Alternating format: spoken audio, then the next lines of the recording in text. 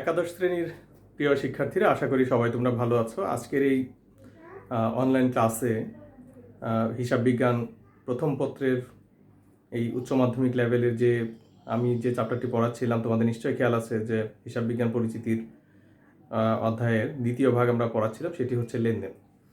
এবং এর আগে যে লেকচার দিয়েছি সেটার সাথে সাথে যদি আমরা আজকের যে বিষয়টি আলোচনা করব সেটি অত্যন্ত গুরুত্বপূর্ণ।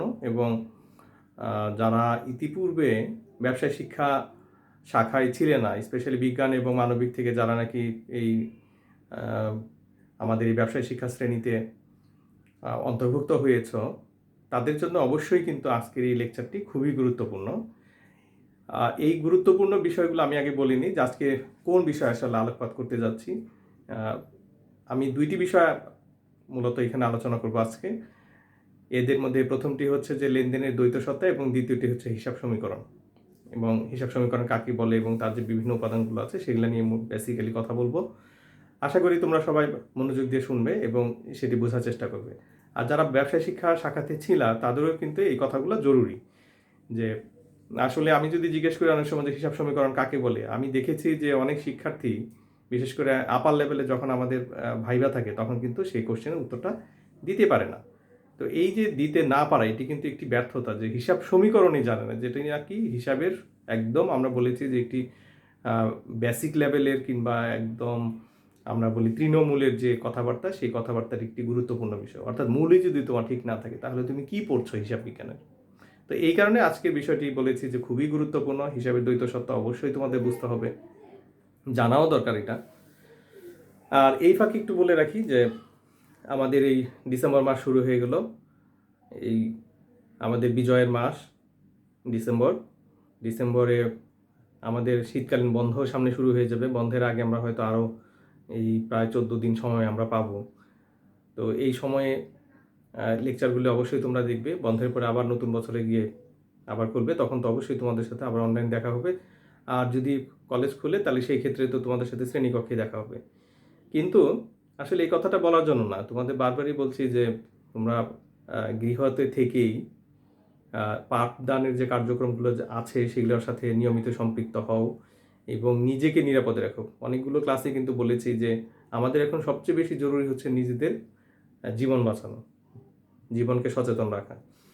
কোভিডে আক্রান্ত হলে যে শুধুমাত্র যে মানে মানুষ যে মারা যাওয়ার পরিসংখ্যানটা কম, আক্রান্তের পরিসংখ্যার তুলনায় আমাদের মৃত্যুর সংখ্যা কম। কিন্তু এই কোভিডে যারা আক্রান্ত হয়েছে, আমার পরিচিত বেশ কয়েকজন যাদের সাথে কথা হয়েছে পরবর্তী সময়ে, তারা কিন্তু প্রত্যেকেই বলেছে যে এর কম বেশি কিন্তু সাইড ইফেক্ট কিন্তু আছে। এই যে পার্শ্ব প্রতিক্রিয়া, সেই পার্শ্ব প্রতিক্রিয়া কিন্তু অনেক সময় আমাদের বিভিন্ন পেশিগুলো কিন্তু যথাযথভাবে কাজ করছে না। অনেক সময় মানে আমার বন্ধু একজনকে দেখেছি যে তাকে থেরাপি পর্যন্ত নিতে হয়েছে। আবার এখনও একজনকে দেখেছি যে চলাফেরা ঠিক মতন করতে পারছে না, হয়তো সময় লাগবে, ঠিক হয়ে যাবে। তো তোমরা অবশ্যই নিরাপদে থাকবে। ঠান্ডাজনিত রোগ তো পাশাপাশি আছেই, সেই দিক থেকেও খেয়াল রাখবে। স্বাস্থ্য সচেতন যদি আমরা না হই, সরকার কিন্তু আমাদের ঘরে ঘরে এসে কিন্তু সচেতন কিন্তু করবে না। তো সরকারের আপ্রাণ চেষ্টা আছে, নিশ্চয়ই তোমরা দেখেছো মাস্ক ছাড়া যদি বের হয় তাহলে বিভিন্ন জেলাতে কিন্তু জরিমানা করছে। তো তোমরা মাস্ক ছাড়া বের হবেই না। হ্যাঁ, অবশ্যই ব্যাগে বা তোমাদের পকেটে একটি স্বাস্থ্যসম্মত মাস্ক রাখবে, যেটি তুমি ব্যবহার করবে। যদি এমন হয় যে পুনরায় ব্যবহারযোগ্য, তাহলে সেটি অবশ্যই ধুয়ে পরিষ্কার পরিচ্ছন্ন করে সেটি নিজের সাথে রাখবে।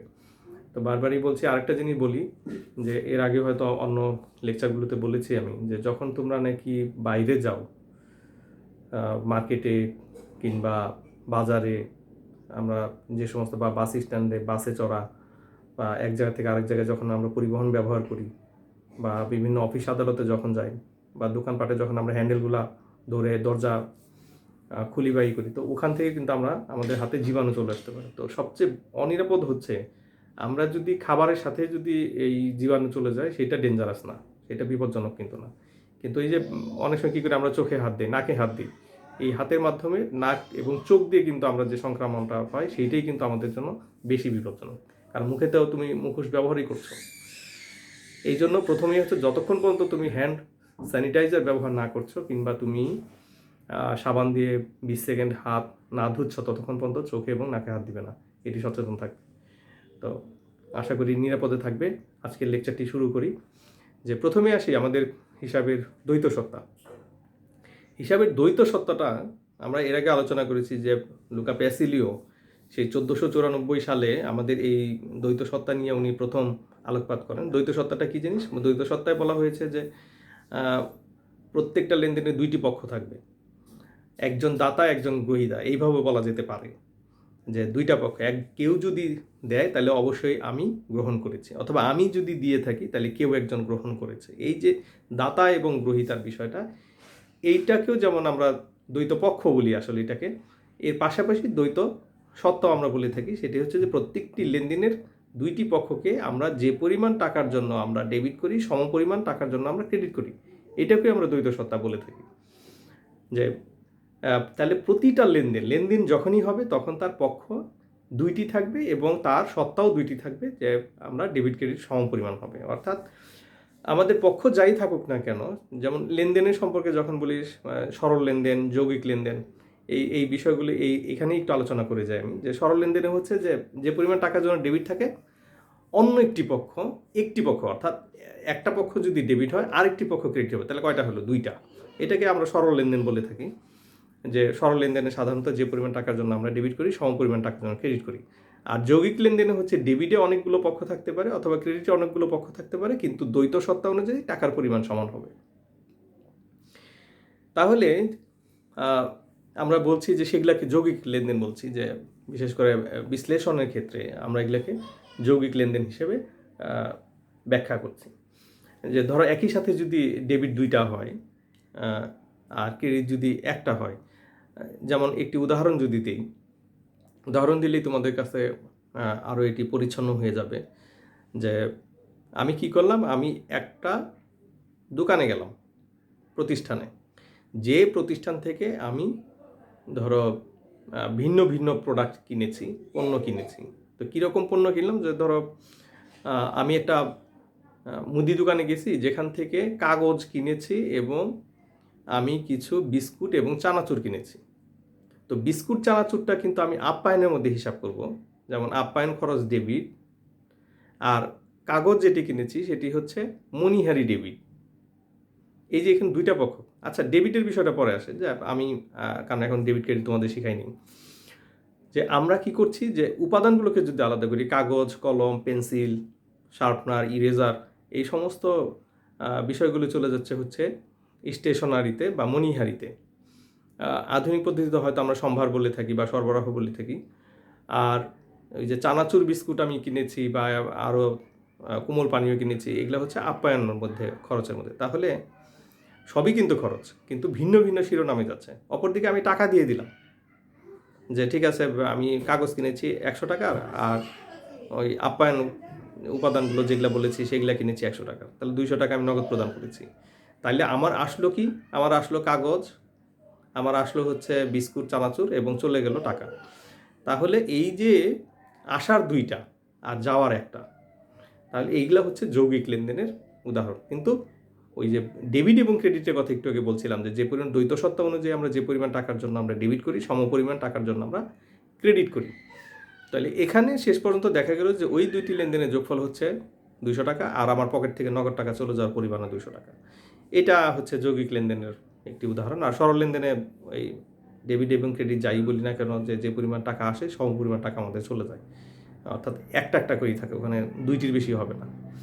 আর যৌগিকও হলে দুই বা ততোধিক পক্ষ থাকতে পারে, কিন্তু টাকার পরিমাণ আমরা দ্বৈত সত্য অনুযায়ী বলছি যে টাকার ডেবিট এবং ক্রেডিটের সমষ্টি পৃথকভাবে ওই টাকাটা সমান হবে। তো এটা একটু খেয়াল রাখতে হবে।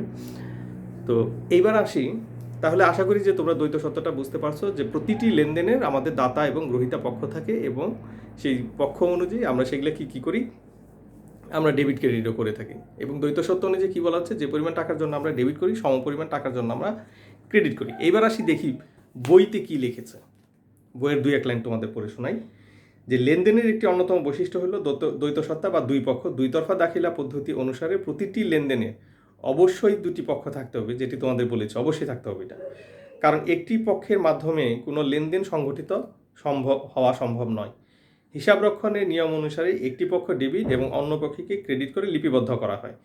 দ্বৈত সত্তা অনুযায়ী লেনদেনের সাথে দুটি প্রান্তবিন্দু জড়িত থাকে। একটি প্রান্ত থেকে প্রবাহটি শুরু হয় এবং অন্য প্রান্তে পৌঁছায়। যে প্রান্তে পৌঁছে সে পায় এবং তাকে ডেবিট বলা হয়, আর যে প্রান্তে প্রবাহটি শুরু হয় তাকে ক্রেডিট বলা হয়। অতএব দুতরফা হিসাব ব্যবস্থায় দ্বৈত বলতে টাকা বা তার সমতুল্য কিছুর যে প্রবাহ হয় তার দু প্রান্ত বিন্দুর কথা বোঝানো হয়। এ নিয়ম ব্যক্তি নৈর্বাচনিক নির্বিশেষে সব হিসাব খাতে প্রযোজ্য, আর এ ধারণার উপর ভিত্তি করে হিসাব সমীকরণ প্রতিষ্ঠিত হয়েছে। এই কথাগুলো হচ্ছে বইয়ের কথা, আমি তোমাদের এতক্ষণ যা পড়িয়ে শোনালাম। যে এই যে প্রান্তবিন্দুর কথা বলেছে, এই কথাটা কিন্তু আমি অলরেডি তোমাদের বলেছি যে আমি যদি কাউকে দেই তাহলে অপর কেউ পায়। এই যে আমার কাছ থেকে উৎপত্তি হলো, তার মানে আমি লেনদেন করতে গিয়েছি। আমি যখন ত্যাগ করি তখন আমি ক্রেডিট, আমি যখন গ্রহণ করি তখন হই ডেবিট। তো এইভাবে কিন্তু কথাগুলো বলেছি। তো ঠিক আছে, এরপরে দ্বৈত সত্তা শেষ হলো আমাদের। আমি এখন পরবর্তী বিষয়ে চলে যাচ্ছি, যেটি অত্যন্ত গুরুত্বপূর্ণ এই হিসাব দ্বৈত সত্তার পাশাপাশি, সেটি হচ্ছে হিসাব সমীকরণ। এখন আসি হিসাব সমীকরণ কাকে বলে। তোমরা খাতা একটু রাইট ডাউন করতে পারো। আজকে দুইটি বিষয়, প্রথমটি হলো দ্বৈত সত্তা আর দ্বিতীয় বিষয়টি হচ্ছে হিসাব সমীকরণ। আমি কিন্তু আমার কাগজে লিখছি না, পিছনে যে বোর্ডটি টানানো আছে সেখানে কিন্তু লিখছি না। প্রয়োজন হবে যখন, তখন আমি অবশ্যই লিখব। এই যে দ্বৈত সত্তা অনুযায়ী আমরা কি করি, যে প্রতিটি লেনদেনে যে পরিমাণ টাকার জন্য ডেবিট হয় সে পরিমাণ টাকার জন্য আমাদের ক্রেডিট হয়। তাহলে হিসাব সমীকরণটা কি বলছে, যে হিসাব সমীকরণ হচ্ছে যে এই যে লেনদেনের মধ্যে প্রভাব বিস্তারকারী যে সমস্ত উপাদানগুলো আছে সেগুলাকে যখন আমরা সমীকরণ আকারে প্রকাশ করি সেটাকে আমরা হিসাব সমীকরণ বলি। তো হিসাব সমীকরণের যে ডেবিট ক্রেডিট ভিত্তির এই যে ধারণার উপরে ভিত্তি করে আমাদের যে লেনদেনগুলো প্রতিষ্ঠা হচ্ছে, যে প্রতিটি লেনদেনে দুইটা পক্ষ জড়িত, এক পক্ষ দাতা অপর পক্ষ গ্রহীতা, এবং তার সমপরিমাণ টাকার জন্য। কিন্তু এই কথাটা আমরা বারবার বলছি যে সমপরিমাণ টাকার জন্য হইতে হবে, কারণ দ্বৈত সত্তা বা দ্বৈতরফা দাখিলা পদ্ধতির কথাই এটা। এই তথ্যের উপর ভিত্তি করে ডেবিট, এক পক্ষ ডেবিট এবং অন্য পক্ষ ক্রেডিট হয়। এই যে আধুনিক হিসাব শাস্ত্রবিদগণ হিসাব বিজ্ঞানের এই নীতির উপর ভিত্তি করে একটি গাণিতিক সূত্র প্রকাশ করেছে যা হিসাব সমীকরণ নামে পরিচিত। তাইলে হিসাব শাস্ত্রবিদগণ বা হিসাব বিজ্ঞানীগণ যারা আছেন তারা এই কি করেছে, এই যে ডেবিট এবং ক্রেডিটগুলোকে তারা একটা সমীকরণ আকারে প্রকাশ করেছে, যাতে আমরা খুব সহজেই এই হিসাব বিজ্ঞানকে যারা ব্যবহারকারী, যারা শিখবে, তাদের কাছে যাতে আমরা সহজে পৌঁছে দিতে পারি। এই হিসাব সমীকরণ কিন্তু এখন সেই মাত্রা কিন্তু পৌঁছেছে যে হিসাবকে আরও বেশি সহজ করে দিয়েছে। আমরা যখন নাকি ধরো আমি যখন শিক্ষার্থী ছিলাম, অর্থাৎ আমার ছাত্র জীবনের কথা বলছি, তখন আমরা যেভাবে ডেবিট ক্রেডিট নির্ণয় নীতি শিখেছি, তোমাদের কিন্তু আজকে সেই নিয়মে শিখাই আমরা কিন্তু শিখাচ্ছি না। আমরা আরও সহজ করে শিখাচ্ছি হিসাব সমীকরণের মধ্যে দিয়ে। তো এই কারণে বলি যে আসলে তোমাদের জন্য এই যে ডেবিট ক্রেডিট শেখা বা হিসাব বিজ্ঞান শেখা, এটা কিন্তু অনেক সহজ হয়ে গেছে। আমরা যেভাবে তখন শিখছি যে হিসাবে শ্রেণী বিভাগের যে বিভক্তিকরণ, তার চেয়ে এখন বিভক্তিকরণ কিন্তু ভিন্ন আঙ্গিকে কিন্তু শেখানো হয়। তো সেই গোল্ডেন রুল বা এখন এই গোল্ডেন রুল আমাদের কোনো তোমাদের এখন কোনো কাজেই আসে না, তোমাদেরকে আমরা শিখাইও না ওইভাবে। বরং হিসাব সমীকরণের মাধ্যমে খুব সহজে আমরা শিখাই, সেই সহজে আমরা উপস্থাপনও করি। তো এখন আসি যে এই যে হিসাব সমীকরণের কথা বললাম, যে হিসাব শাস্ত্রবিদগণ যখন এই যে ডেবিট ক্রেডিটগুলোকে একটা পদ্ধতিতে যখন নিয়ে আসছে, সমীকরণ আকার প্রকাশ করেছে, তখন আমরা এটাকে হিসাব সমীকরণ বলেছি। এখন আমাদের জন্য জরুরি হচ্ছে হিসাব সমীকরণ দেখতে কেমন, সেটা জরুরি। আমি এবার একটু লিখি হিসাব সমীকরণটা। আসলে হিসাবটা একটা ব্যবসা মনে রাখবা, যে একটা বিজনেস যখন নাকি এই জন্মগ্রহণ করে, সে তো আর নিজে হাত পায়ে নিয়ে জন্মগ্রহণ করে না। কারণ আমরা যখন এই যে লেনদেনের বৈশিষ্ট্যের কথা বলেছি বা ব্যবসায়ের বৈশিষ্ট্য বলেছি, তখন কিন্তু একটা কথা বলেছি যে ব্যবসা প্রতিষ্ঠান, অর্থাৎ আমাদের এন্টিটি কনসেপ্ট অনুযায়ী, যে সত্তা ধারণা অনুযায়ী ব্যবসা প্রতিষ্ঠান এবং মালিক কিন্তু সম্পূর্ণ আলাদা। যে তুমি এক্স ওয়াই জেড, তুমি একটা প্রতিষ্ঠান তৈরি করলা, তোমার প্রতিষ্ঠানের নাম এক্স এন্টারপ্রাইজ। তো এক্স এন্টারপ্রাইজ আর তুমি মিস্টার এক্স কিন্তু এক জিনিস কিন্তু না, এটা দুইটা কিন্তু আলাদা আলাদা ব্যক্তি। একটি হচ্ছে কৃত্রিম ব্যক্তি সত্তা, আর একটা হচ্ছে তুমি হলো রক্ত মাংসের তৈরি মানুষ। তো ওই কৃত্রিম ব্যক্তি সত্তা তাকে কিন্তু তুমি বিবেচনা করবে সবসময়, যে ও কি পাইলো, ও কি দিল। অর্থাৎ আমার দৃষ্টিভঙ্গিতে কিন্তু আমি বিবেচনা করব না, প্রতিষ্ঠানের হয়ে হিসাব রক্ষক কাজ করেন, এই জন্য হিসাব রক্ষণের দৃষ্টিভঙ্গিতে প্রতিষ্ঠানের হয়ে বিবেচনা করতে হবে যে প্রতিষ্ঠান কি পাচ্ছে। তো দেখা যায় যে প্রতিষ্ঠান তো আর মায়ের পেটে জন্মায় না, প্রতিষ্ঠানকে মালিক সেটাকে সৃষ্টি করে।